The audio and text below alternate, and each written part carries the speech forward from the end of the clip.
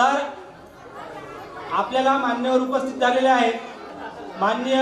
प्रदीप भाऊजी वानखळे, माजी जिल्हाध्यक्ष तथा जिल्हा परिषद सदस्य वंचित बहुजन आघाडी, त्याचबरोबर डॉक्टर प्रमोदजी चोरे, सामाजिक कार्यकर्ते तथा माजी सभापती नगरपालिका अकोट तसेच जिल्हा उपाध्यक्ष काँग्रेस कमिटी अकोला, त्याचबरोबर विशाल आगरे,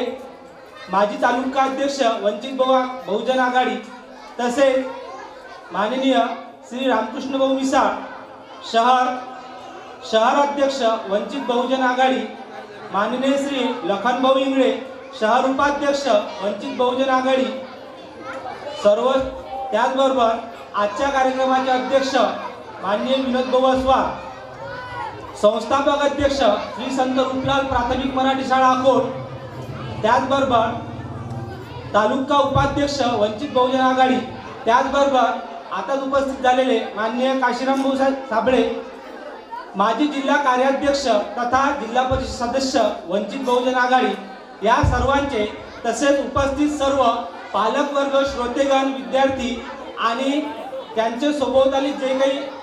श्रोते असतील त्या सर्वांचे शाळेच्या वतीने मनपूर्वक हार्दिक स्वागत। मी मान्यवरांना विनंती करतो की त्यांनी स्टेजवर स्थानापन्न व्हावे।